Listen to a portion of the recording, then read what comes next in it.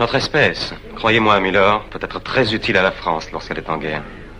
Vous en tirez un bon profit. Vous combattez pour l'argent, les Anglais pour l'honneur et la gloire. Bien sûr, chacun de nous se bat pour ce qui lui manque. But now we come to a period that I call the battle for identity. Lies my grandma told me. Yeah, superstitious devices. Lies my grandma told me. What? Urban mythological rules and bubble mice. Yeah. Salut kids et bienvenue dans En attendant Godard sur Syllab, saison 9, épisode 22. Jeudi 9 février, 23h30, 1988 Club, Rennes. Pour la deuxième année consécutive et la troisième fois de son histoire, l'équipe d'En attendant Godard, certes réduite ce jour-là sous le nom habituel des Monique Pantel, a gagné le blind test de nos amis mais néanmoins ennemis du cinéma est mort. C'est une fois de plus la preuve que l'équipe d'En attendant Godard est l'équipe de cinéphiles la plus belle, la plus intelligente, la plus performante et la plus modeste de tout le Grand Ouest.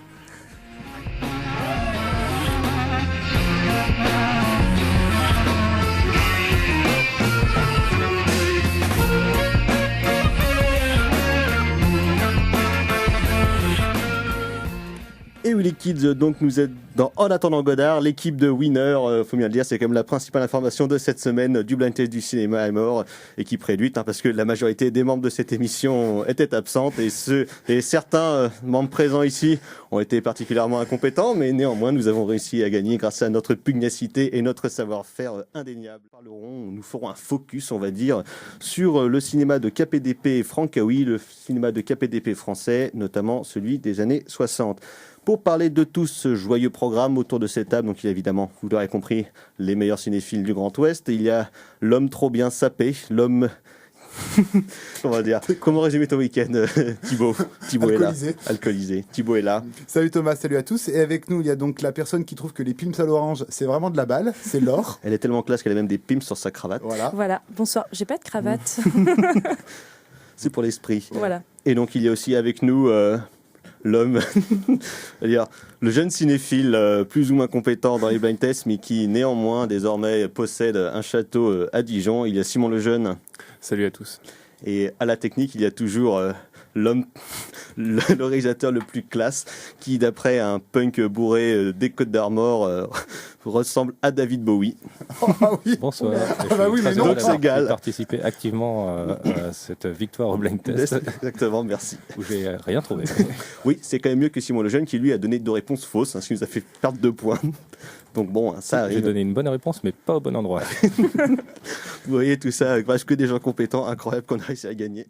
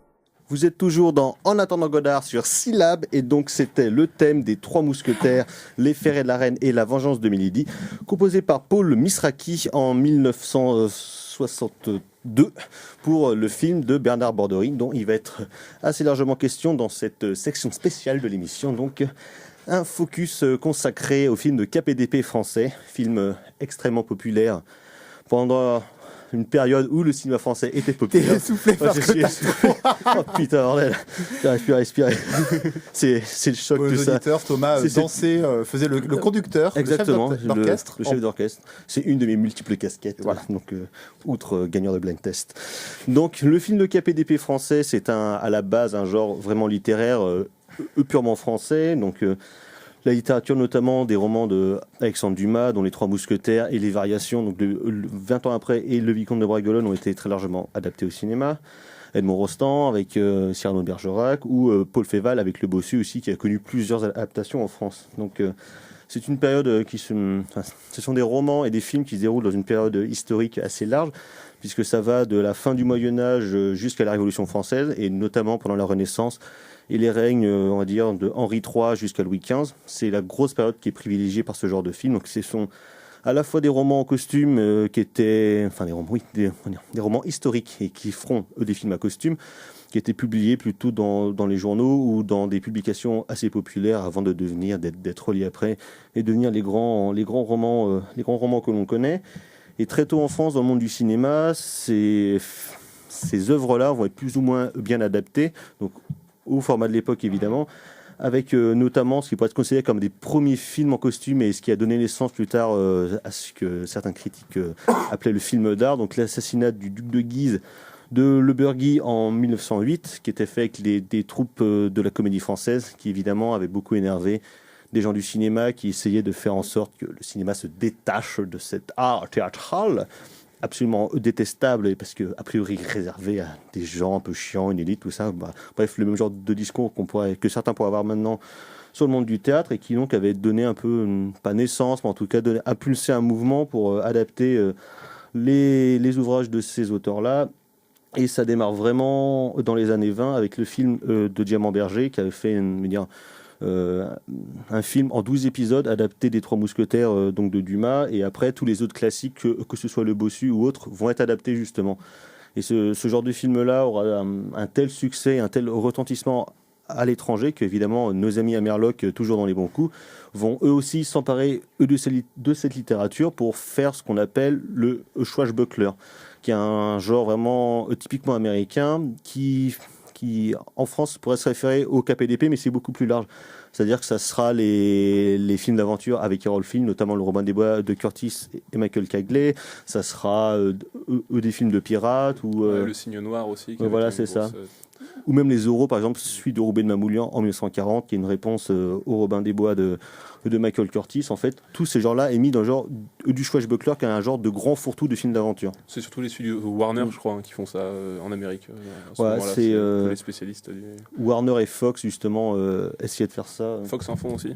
Ouais. Fox en font aussi, parce que notamment le Zorro de Roubaix de Mamoulian, c'était vraiment une réponse directe au film de Curtis avec Errol Flynn, qui étaient donc des films extrêmement chers, des films en costume, des films en couleur aussi, justement, qui donc, où eux, clairement, mettaient à balles de thunes dedans pour en faire des succès.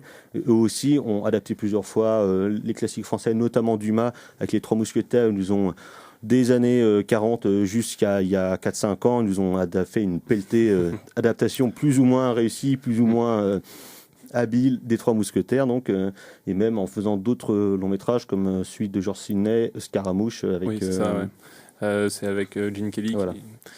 Et je pensais sinon aussi, ils avaient fait une version des... Non, je me trompe complètement. Oui. Le Scaramouche, c'est pas avec Gene Kelly, c'est Les Trois Mousquetaires de Sidney. Sidney était en gros celui à partir des années 40 en Amérique qui a fait le plus de films de KPDP et qui était un peu assez proche de la tradition française aussi. Je pense que c'est celui qui était en parallèle en fait, le plus proche, et en même temps qui était dans un style proprement américain et qui a continué un peu l'héritage des années 30. Et voilà, et c'est un genre qui tombe relativement vite en désuétude aux USA. À partir des années 50, ils en font quasiment plus, à la fois parce que le goût du public a peut-être changé pour aller vers des œuvres plus contemporaines, plus plus cru ou plus violente en tout cas, parce que c'est comme des genres qui est un genre qui est Codé vraiment aussi, fantaisiste, qui est très codé. Que ce soit dans la représentation du héros, qui est quand même vraiment le genre de héros au grand cœur, le personnage dans le film, quoi, un grand gaillard rigolard qui va emballer la gonzesse, qui va botter le cul à tous les méchants, avec des péripéties qui sont assez balisées en général en plus. Mais ce qui donne du coup ce côté assez attachant et ce qui fait un genre d'habitude du spectateur, quoi, de retrouver ce genre de figure-là. Ça a évolué après, justement, peut-être une autre forme. En fait, ça a toujours gardé. La question des acteurs a un peu changé aussi, parce que les acteurs comme Merrill Flynn et tout ça d'avant-guerre, ou Tyrone Power, qui était assez brillant là-dedans, sont trop vieux après-guerre, et les acteurs qui percent à Hollywood, c'est plutôt des acteurs qui viennent de l'acteur studio et qui sont pas là pour jouer les super-héros, en fait, d'un certain sens. C'est plutôt des types un peu torturés. Et du coup, il y a peut-être... Faut dire aussi qu'il est tous alcoolique et... C'est ça, mais ça de tous les côtés, je pense. Ouais. Mais je pense, à part Burt Lancaster, qui a peut-être continué un petit peu ça, je pense au Corsaire Rouge en 52, mais après très vite, ils en font plus, ou alors ça part dans une veine un petit peu plus sociale. Il me semble que Peter Ustinov, il doit en faire un encore, qui est à la limite entre les deux, mais c'est déjà des films un peu à thèse. Quoi. Et le genre américain, c'est un genre vraiment intéressant parce que les compositeurs de musique qui travaillent dans ce genre de film, donc notamment Eric Korngold et Dimitri Chomkin, c'est en fait qu'on donnait naissance qu'on vraiment créé le style de symphonisme hollywoodien, adapté, basé sur la musique plutôt austro-hongroise et ce genre de sonorité pour vraiment figer plus ou moins la forme de la musique hollywoodienne telle qu'on la connaît encore aujourd'hui. Donc c'est un genre qui tombe un peu en désuétude aux USA, mais qui est repris en France dans les années 50. Un des premiers du genre, ça serait Le Fanfan la Tulipe de Christian Jacques avec le sautillant Gérard Philippe et Gina Lollobrigida. Fan tout à fait petit. Voilà, non, je l'ai posé. Non. Je pense aussi, il y a eu, après-guerre, ils en ont fait deux, ils ont fait un Capitan et un Bossu. Et j'ai pas vu le Capitan, mais le Bossu est vraiment pour moi des plus gros chefs-d'œuvre du cinéma français. Le Bossu, j'ai vu il y a longtemps cette version-là. Et donc, après, Gérard Philippe, il restera pas beaucoup dans ce genre-là. Il essaiera plus de diversifier sa carrière. Mais déjà, les Français reprennent les romans populaires de Dumas, parce que Une Belle fait une version des Trois Mousquetaires en 53 avec Bourvil dans le rôle du valet de D'Artagnan, Planchet, donc un film qui a un assez beau succès, en plus qui est quand même vachement friqué, parce que quand on voit la gueule des costumes, c'est ahurissant le pognon qu'ils mettent dedans, quoi. C'est à peu près le PIB du Gabon, le truc, mais c'est... Mais ils n'utilisent pas les costumes d'ailleurs d'un film à l'autre. Et on voit quand même, juste dans les Trois Mousquetaires de Une Belle, on voit Jacques François en Aramis. Alors, Jacques François, c'est un acteur que vous avez vu dans 250 films français. En général, il joue des chefs d'entreprise ou des comptables un peu chiants, mais qui est toujours super drôle. Et le voir là-dedans, où il était relativement jeune, il devait avoir 35 ans par rapport à son début de carrière. Mais c'est ce genre de film-là, en fait, qui va donner un peu l'impulsion, parce qu'ils vont en faire 2 ou 3. Ils vont faire notamment souvent des coproductions, un film basé sur Gilles Blas et l'autre sur le Vicomte de Bragelonne dans les années qui ont suivi. Mais là où le gros morceau arrive, c'est à partir de 1957, quand Jean Marais se met à faire des films de ce genre-là. Le premier, donc, c'était une coproduction franco-italo-yougoslave de Georges Lampin qui s'appelait La Tour prend garde. Film maintenant qui est pas trop resté dans les mémoires, qui est un peu tombé. Mais c'est surtout en 1960 que là, il débaroule avec ces 2 gros films qui sont peut-être ces films de KPDP les plus connus, dont un qui est quand même un surchef-d'œuvre du genre.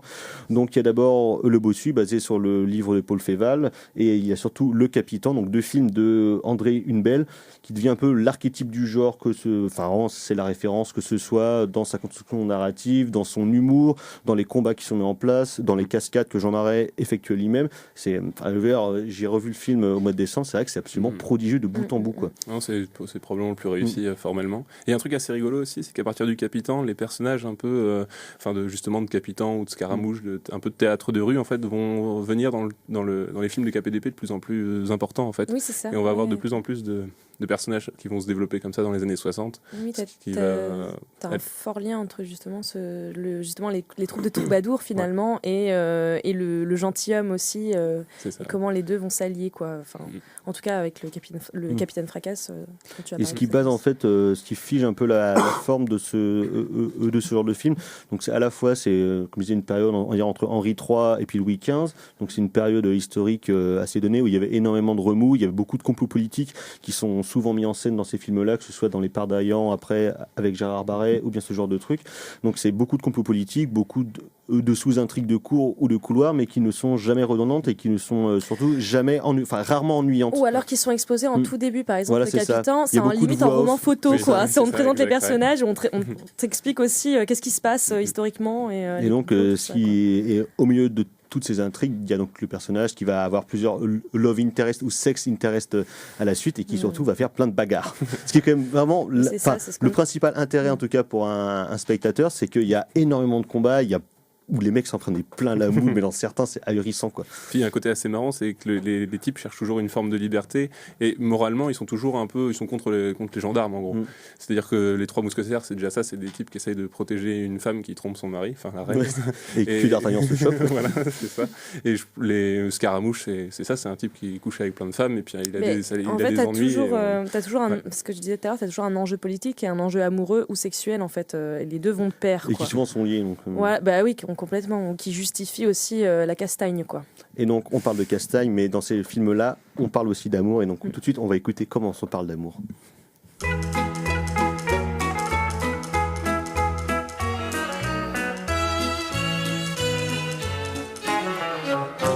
Tu peux être ma jolie, du beau pays d'Italie. Je sais que tu m'as compris, hein? Si. Un petit mot tendre, même sans comprendre, en italien te va si bien. Et quand je suis maladroit, pour te dire mon émoi, simplement on se sourit. Si. Et ce langage est le message de notre cœur et du bonheur. Pour se parler d'amour, pas besoin de longs discours. On se comprend toujours. Car un vrai troubadour ne prend jamais en amour la nuit pour le jour. Les mots sont bien tous les mêmes pour se chanter que l'on s'aime. Pour se parler d'amour, pas besoin de longs discours. On se comprend toujours. En t'écoutant, j'ai appris. En m'écoutant. Les jolis mots de Paris. Oh oui. Apprends un peu ce qu'on dit. Paris. Oui. Carino mio, che tu sei bello, c'est mon coco, che tu es beau. Vieni qui. L'arrête, j'ai compris. Ça veut dire viens ici, hein? Si. Et sans attendre, soyons plus tendres, parlons enfin avec les mains. Pour se parler d'amour, pas besoin de longs discours. On se comprend toujours. Car un vrai troubadour ne prend jamais en amour la nuit pour le jour. Les mots sont bien tous les mêmes pour se chanter que l'on s'aime. Pour se parler d'amour, pas besoin de longs discours. On se comprend toujours. Et la main dans la main, nous prendrons demain le même chemin pour se parler d'amour. La main dans la main, nous prendrons demain le même chemin pour parler d'amour. Faire par là, c'est d'amour. Pour se parler d'amour. Pour se parler d'amour. En attendant Godard sur Syllab, et donc c'était Bourvil en duo avec Pierre et Bruno pour se parler d'amour, chanson extraite du Capitan, donc de André Hunebelle en 1960. Donc morceau de Bourvil et Pierre Bruno, parce que Bourvil et Pierre Bruno donc jouent dans le film, et déjà ce sens du marketing du cinéma français à l'époque en tout cas, puisque Bourvil et Pierre et Bruno étaient un duo de chant très populaire en France à l'époque, et donc ils avaient décidé d'inclure une chanson originale écrite pour le film dans un numéro musical absolument délicieux. Qui est laissé, dans son intégralité. Au début, Exactement. On pense que ça va être un moment musical comme il y en a aussi pas mal dans le film, et en fait, non, on va laisser, et ça va être délicieux, je pense, dans le film. Donc voilà, donc on a parlé du Capitan qui était la référence du genre, et très vite les films de KPDP, le succès aidant, s'enchaînent. Il y a notamment après le Capitaine Fracasse de Pierre Gaspard VIII, une année après, qui là en fait a quand même un gros casting de second rôle qui vont devenir soit des stars du genre, soit d'énormes acteurs français à l'époque. Donc il y a Jean Marais qui joue le rôle principal, en second rôle il y a Louis de Funès qui joue à Saltimbanque avec Philippe Noiret, il y a Jean Rochefort qui joue un épéiste de choc adepte du camouflage qui est absolument mortellissime. Il y a donc Gérard Barret sur lequel on va revenir très vite parce qu'il est trop cool, et il y a surtout Guy Delorme en fait qui était une des grandes figures du cinéma français et du cinéma populaire, où il jouait toujours des bad guys parce qu'il avait une gueule pas possible, il a un pur charisme d'enfoiré, et surtout c'est comme beaucoup d'acteurs de l'époque, il savait se battre parce qu'il était maître d'armes, mais surtout c'était un très bon escrimeur, ce qui donne toujours des scènes de joute et des scènes de bataille franchement hyper jouissives dans les films, que ce soit contre Jean Marais ou contre Gérard Barret, parce que autant Jean Marais a un style d'escrime plutôt léger, assez aérien, par contre Guy Delorme c'est exactement l'inverse, quoi. C'est vraiment un gros bourrin, mais comme pas possible, ce qui du coup je trouve donne un contraste souvent intéressant dans les combats, que ce soit contre Marais ou contre Barret. Alors, donc, sur le Capitaine Fracasse. Bon, après, si on parle juste de la technique de l'escrime, disons qu'on disait en tête que moi ça m'ennuie profondément, malheureusement, notamment dans le Capitaine Fracasse. Quoi. Mais voilà, écoute, mon cerveau se met en veille à chaque fois, je sais pas. Alors que, par exemple, dans le Capitaine, j'ai adoré finalement la scène fausse, la seule fausse scène de combat qui entre Bourvil et Jean Marais qui est grimé en capitaine masqué finalement, où en gros il doit Bourvil ne sait absolument pas se battre, mais en fait, il doit feinter la victoire devant mais c'est le genre de scène qu'il y a aussi dans le bossu de Hunebelle. Oui, mais du coup, là, il y a un enjeu. Ce genre de scène drôle et d'escrime. Bourvil représente aussi le burlesque dans le film, si tu veux. Et puis, il y a un élément que le spectateur connaît, que les spectateurs du combat dans le film ne connaissent pas et qui est absolument jouissif. Alors que dans le Capitaine Fracas, c'est vrai que c'est plutôt finalement regarder l'art du combat. Moi, qui c'est plus réflexif déjà le Capitaine Fracasse que d'autres films du genre, parce qu'à la fois en mettant en scène la troupe de Saltimbanque avec De Funès, Noiret et tout ça, ça apporte un certain recul à un genre qui commençait déjà à être vachement codifié, et très vite ils le prennent en compte pour via cette bande de Saltimbanque, notamment à la fin du film où il y aurait une sorte de résolution amoureuse et d'intrigue qui se résout, plutôt que de montrer donc le perso de Jean Marais et de Gérard Barret qui se réconcilieraient sur un lit de mort, et comme ça il pourra se taper sa sœur. Voilà, en plus c'est histoire d'inceste dedans, ce qui est pas souvent, et qui du coup en fait ils arrivent à prendre un détour en faisant rejouer la scène par les Saltimbanques à l'extérieur de la pièce, ce qui donne tout de suite un peu de distance et qui permet de rendre le film pas trop lourd. Et puis pas niaiseux pour un sou, quoi. Non, pas le temps de niaiseux, quoi. C'est une super bonne idée, même formelle, si tu veux, quoi. En plus, c'est limite caché aussi ce fameux baiser que l'on va pouvoir peut-être voir à la fin, mais en tout cas le dissimuler aussi, et finalement jouer avec les codes, quoi. Carrément, c'est complètement ça. Dans un certain sens, c'est un peu quasiment le dernier en fait de cette petite tendance. Selon toi, oui, après il n'y a plus énormément. Ils en ont fait quelques-uns dans les 2 années après, où là c'était plus Gérard Barret qui du coup devenait le héros, le rôle principal des films, puisqu'il a fait donc les 3 Mousquetaires en 2 volets de Bernard Borderie. Il a fait 2 films de Pardaillan où il était vraiment le rôle principal, où là il joue vraiment le mec à qui rien peut n'arriver, il se marre tout le temps, il botte les culs à tout le monde, il se tape le maximum de gonzesses possible avec des sidekicks cons comme leurs pieds, mais qui du coup rend un truc beaucoup plus léger, mais quand même assez jouissif, parce que notamment dans le premier Pardaillan, c'est ahurissant parce qu'il casse absolument tout ce qui passe sous la main, quoi. Il arrive à casser une roulotte, il arrive à casser une maison sur pilotis, un moulin. D'ailleurs, je pense à ça, t'as une scène assez loufoque dans le Capitaine Fracasse où il y a une course à pied de chevaliers. Ah oui. Je crois que c'est Jean-Marie qui est en train de poursuivre à pied, donc en courant des chevaux, donc voilà, et tu y crois complètement, quoi.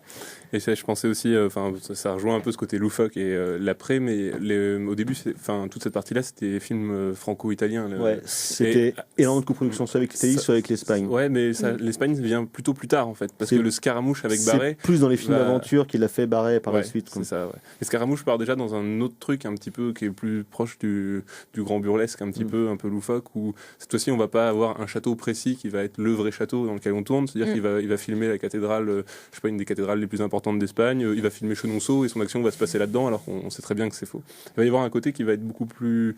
qui est déjà un peu fini en fait par rapport au côté un peu sérieux qu'il y a eu presque à un moment. Surtout la manière dont joue Gérard Barret, qui est un acteur que j'ai redécouvert l'année dernière, franchement c'est pas possible, parce que vraiment c'est un mec qui fait des caisses, quoi. C'est-à-dire que c'est Errol Flynn dans Robin des Bois, mais alors mais à la puissance 1000 quoi. Ce qui donne le truc hyper agréable, mais ce qui donne aussi beaucoup de distance par rapport à ça, parce que vraiment c'est juste un gros kékos quoi, mais qui est tellement drôle dans les rôles qu'il fait, que du coup tu prends un plaisir pas possible de pur spectateur. Mais ça casse un peu avec Jean Marais en même temps, avec le côté un peu sérieux qu'avait Jean Marais aussi. Qui était quand même un peu plus dur en tout cas, à la fois dans ses personnages et dans les réactions qu'il avait quoi. Je voulais aussi noter très vite fait l'importance des personnages féminins, parce que j'avais peur, je connaissais pas du tout ce genre non plus, donc tu m'avais dit Thomas que ça allait être un petit peu machiste pour mon plus grand plaisir, mais en fait non, finalement ce machisme il est aussi dû au film d'époque, puisqu'on parle d'une époque où je pense que c'était encore pire que ce qu'on nous raconte, tu vois, par rapport à la caste des sexes, en tout cas au sexe si tu veux. Mais là, ce qui est hyper intelligent, c'est l'utilisation des personnages féminins qui ont un rôle à jouer dans la victoire. Et alors il y a toujours des combats homme à homme si tu veux, mais en tout cas c'est toujours grâce aux personnages féminins. Certaines savent très bien se battre d'ailleurs, qu'on va trouver le château dans lequel la princesse entre guillemets est détenue prisonnière, etc. Donc je trouve ça intelligent qu'il soit des personnages malins quoi. Si tu veux. Et je me demandais, est-ce que je me rappelle pas très bien de Cartouche, mais il me semble que le personnage de Claudia Cardinal est aussi un personnage de femme assez forte. C'est un personnage de bohémienne justement qui a une importance, qui prend une importance aussi importante que le perso de Belmondo. Justement pour finir, parce qu'on est un peu charrette là, vraiment à partir du début des années 60 vers 62-63, c'est un genre qui commence à s'essouffler, où il y aura des films inspirés ou qui reprennent un peu ça. Il y a donc le Cartouche de Broca, il y a le Mandrin Bandit Gentilhomme de Le Chanois qui est super chiant, et surtout il y avait la saga des Angélique Marquise des Anges de Bernard Bordeaux aussi, qui là prenait un contexte plus large et plus vague, et Barret aussi après partira dans d'autres genres, mais toujours des films d'aventure en faisant notamment 2 films sur Robert Surcouf. Je fais un petit mot encore pour revenir sur la question des femmes. Je pensais au film Cadet Roussel de la moitié des années 50, de 55, de Une Belle, qui préfigurait un peu ces films-là. Et tu avais pas mal de personnages féminins qui étaient assez importants en fait dans le film. Mais c'était assez curieux. Je pense que le film est peut-être un peu misogyne aussi d'une certaine façon. Mais avec des personnages assez forts. Et c'était un film assez étonnant aussi là-dessus. Donc voilà, malheureusement, on n'a pas le temps d'en parler plus, mais je serais bienvenu un peu sur l'héritage de ces films-là et des variations qui ont été faites à la fin des années 90, notamment les films de Broca ou produits par Luc Besson. Mais bon, malheureusement, on n'a pas le temps. Très vite, on va passer au coup de cœur, messieurs.